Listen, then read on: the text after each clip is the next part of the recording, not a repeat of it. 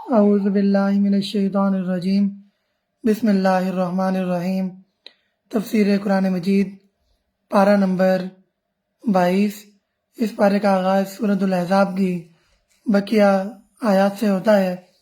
آیت نمبر 33-34 کے اندر خواتین کے لیے ہدایات دی گئی ہیں، پردے کی ہدایات دی گئی ہیں، ازواج مطہرات کو بھی ہدایات دی گئی ہیں اور عام خواتین کو بھی پردے کے حوالے سے ہدایات دی گئی ہیں۔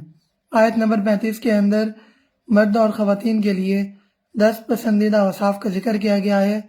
آیت نمبر 36 میں حقیقی مومن اور مومنہ کے صفات بیان کیے گئے ہیں کہ یہ کون لوگ ہوتے ہیں۔ آیت نمبر 37 سے 39 میں بتایا گیا کہ منہ بولے بیٹے کی بیوی بہو نہیں ہو سکتی، اس گمراہ کن اصطلاح کا خاتمہ کیا گیا۔ آیت نمبر 40 میں بتایا گیا کہ حضرت محمد صلی اللہ علیہ وسلم آخری نبی ہیں، آپ کے بعد مزید کوئی نبی نہیں ہوگا۔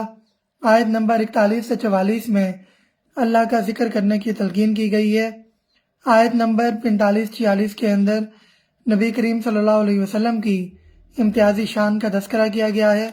آیت نمبر 47-48 میں نبی کریم صلی اللہ علیہ وسلم کا بندوں کے ساتھ معاملہ بتایا گیا ہے کہ وہ کس طرح بندوں کے ساتھ معاملات کرتے ہیں۔ آیت نمبر 49 میں رخصتی سے پہلے طلاق کے احکامات کا تذکرہ آتا ہے۔ آیت نمبر 50-52 میں نبی کریم صلی اللہ علیہ وسلم کے لیے خصوصی معاشرتی احکام نازل کیے گئے ہیں۔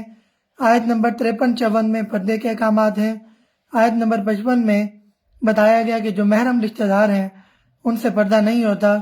آیت نمبر 56 میں نبی کریم صلی اللہ علیہ وسلم کی عظمت بیان کی گئی ہے کہ اللہ کے بعد سب سے زیادہ عظمت والی شخصیت نبی کریم صلی اللہ علیہ وسلم کی ہے۔ اس کے بعد آیت نمبر 57-58 میں گستاخان رسول کی سزا بتائی گئی ہے کہ اللہ ایسے لوگوں پر لعنت کرتا ہے۔ آیت نمبر 59 میں چہرے کے پردہ کا حکم دیا گیا ہے۔ ازواج مطہرات نبی کریم صلی اللہ علیہ وسلم کی صاحبزادیوں اور تمام مسلمان خواتین کو حکم دیا گیا کہ وہ اپنی چادر کا ایک حصہ اپنے چہرے پر ڈال دیا کریں۔ آیت نمبر 60-62 میں گستاخان رسول کی سزا موت قرار دی گئی ہے۔ آیت نمبر 63-62 میں بتایا گیا کہ صرف اللہ رب العزت کو معلوم ہے کہ قیامت کب آئے گی۔ آیت نمبر 66-68 میں دنیا دار قائدین کی پیروی کا انجام بد بیان کیا گیا ہے۔ آیت نمبر 69 میں بتایا گیا کہ اللہ کے رسول صلی اللہ علیہ وسلم کو مت ستاؤ، یہی جرم حضرت موسیٰ کے حوالے سے کیا گیا تھا۔ اللہ نے حضرت موسیٰ کو سرخرو کیا اور ان کی قوم کو سزا دی، تو تم بھی اسی طرح نشان عبرت نہ بن جانا۔ آیت نمبر 70-71 میں بتایا گیا کہ زبان کی حفاظت سے کئی سعادتیں حاصل ہوتی ہیں۔ آیت نمبر 72-73 میں انسانوں پر امانت کی ذمہ داری کے حوالے سے کہ انسانوں پر کون سی امانت دی گئی، وہ قرآن مجید کی امانت ہے کہ جس کو پہاڑوں نے باقی مخلوقات نے لینے سے انکار کیا تھا تو پھر انسانوں کو یہ ذمہ داری دی گئی۔ اس کے بعد سورۃ سبا کا آغاز ہوتا ہے۔ سورہ سبا میں شرک کی زوردار نفی کی گئی ہے۔ پہلی 2 آیات میں عظمت باری تعالیٰ بیان ہے۔ آیت نمبر 3-6 میں ظہور قیامت اور قدرت باری تعالیٰ کا مظہر کہ یہ کس طرح ہوگا وہ بیان کیا گیا ہے۔ آیت نمبر 7-9 میں آخرت کا انکار کرنے والوں کا انجام بیان کیا گیا ہے، ان کو دھمکی دی گئی ہے۔ آیت نمبر 10-11 کے اندر داؤد علیہ السلام پر اللہ کا فضل بیان کیا گیا۔ آیت نمبر 12-13 میں سلیمان علیہ السلام پر اللہ کی عنایات کا تذکرہ ہے۔ آیت نمبر 14 میں سلیمان علیہ السلام کی وفات کا واقعہ بہت دلچسپ انداز میں بیان ہوا ہے کہ جنات کام کر رہے تھے، اس حالت میں وفات ہو گئی، پھر لاٹھی کو دیمک کھا گئی تو تب جنات کو معلوم ہوا۔ تو یہ ان لوگوں کے لیے سبق ہے جو جنات پر پختہ یقین رکھتے ہیں اور یہ مانتے ہیں کہ ان کو غیب کا علم ہے، تو ایسے لوگوں کو اس آیت میں جواب مل جاتا ہے۔ آیت نمبر 15-19 میں ناشکری کا انجام بیان کیا گیا ہے۔ آیت نمبر 20-21 میں بتایا گیا کہ ابلیس کی بات صحیح ثابت ہوئی، سچ ثابت ہوئی۔ آیت نمبر 22-23 میں بتایا گیا کہ کیا فرشتے انسانوں کے کام آ سکتے ہیں یا نہیں۔ آیت نمبر 24-27 میں بتایا گیا کہ معبود حقیقی وہی ہے جو رزق دیتا ہے۔ آیت نمبر 28 میں بتایا گیا کہ نبی صلی اللہ علیہ وسلم تمام انسانوں کی طرف رسول ہیں۔ آیت نمبر 31-33 میں دنیا دار قائدین کی پیروی کا انجام بیان کیا گیا۔ آیت نمبر 34-39 میں بتایا گیا کہ اللہ کی قربت مال و اولاد سے نہیں بلکہ نیک اعمال سے ملتی ہے۔ آیت نمبر 40-42 میں بتایا گیا کہ مشرکین شیطانوں کی عبادت کرتے ہیں، پیروی کرتے ہیں۔ آیت نمبر 43 سے 45 میں مشرکین اور شرک کرنے والوں کی ہر دھرمی کا تذکرہ ہے۔ آیت نمبر 46 تا 50 میں سمجھانے کا دلسوز انداز اختیار کیا گیا۔ آیت نمبر 51 تا 54 میں عذاب آنے کے بعد توبہ قبول نہیں ہوگی، پھر کوئی توبہ کرنا بھی چاہے گا تو اس کا کوئی فائدہ نہیں ہوگا۔ یہاں پر اس صورت کا اختتام ہو جاتا ہے۔ پھر سورہ فاطر ہے جس میں عظمت باری تعالیٰ کا بیان کیا گیا ہے۔ پہلی 2 آیات کے اندر 4 آیات کے اندر اللہ کی قدرت کے مظاہر بیان کیے گئے۔ آیت نمبر 5، 6، 7 میں بتایا گیا کہ دنیا اور شیطان کے فریب سے بچو۔ آیت نمبر 8 میں بتایا گیا کہ بد نصیبی کی انتہا ہے کہ کوئی برائی پر فخر کرے۔ آیت نمبر 9 میں بتایا گیا کہ زمین کو زندہ کرنے والا تمہیں بھی زندہ کرے گا۔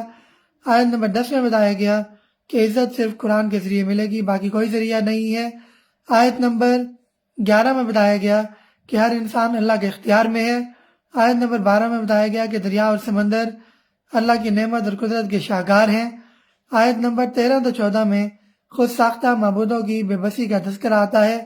آیت نمبر 19 تا 26 میں بتایا گیا کہ بے ضمیر انسان در حقیقت اندھا اور بہرا ہے۔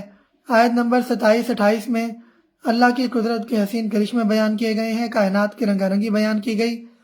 آیت نمبر 29-30 کے اندر بتایا گیا کہ ایسی تجارت بھی ہے جس کے اندر کوئی نقصان نہیں ہو سکتا۔ آیت نمبر 31-32 میں قرآن حکیم کے حوالے سے 3 کردار ہیں۔ آیت نمبر 33-35 میں نیکیوں میں سبقت کرنے والے لوگوں کا انجام بیان کیا گیا۔ آیت نمبر 36-37 میں نافرمانوں کا حسرتناک انجام بیان کیا گیا ہے۔ آیت نمبر 38-39 میں بتایا گیا کہ گھاٹے کا سودا مت کرو۔ گھاٹے کا سودا کیا ہے کہ آخرت کو برباد مت کرو۔ آیت نمبر 40-41 میں اللہ رب العزت مشرکین سے سوال کرتے ہیں کہ تمہارے خود ساختہ معبودوں نے کیا چیز تخلیق کی ہے، اس کے بارے میں بتاؤ مجھے۔ آیت نمبر 42-43 میں مشرکین مکہ کی محرومی کا تذکرہ ہے۔ آیت نمبر 44-45 میں بتایا گیا کہ اللہ کو کوئی عاجز نہیں کر سکتا، اللہ کے سامنے تمام چیزیں ہیج ہیں، تمام اختیار اللہ کا ہے۔ یہاں پر یہ صورت ختم ہوتی ہے، پھر سورہ یاسین کا آغاز ہوتا ہے۔ سورہ یاسین کو قرآن مجید کا دل کہا جاتا ہے۔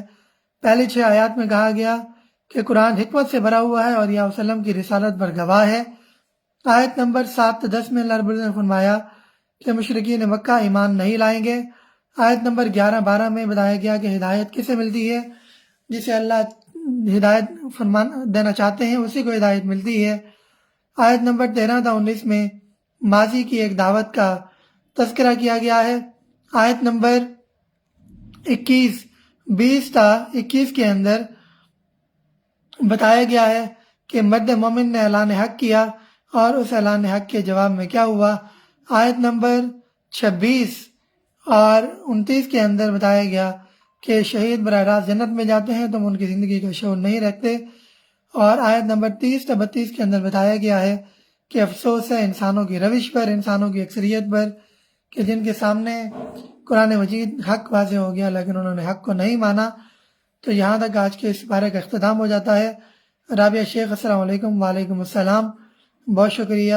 انشاءاللہ کل اگلے پارے کے ساتھ حاضر ہوں گے، تب تک کے لیے اللہ حافظ۔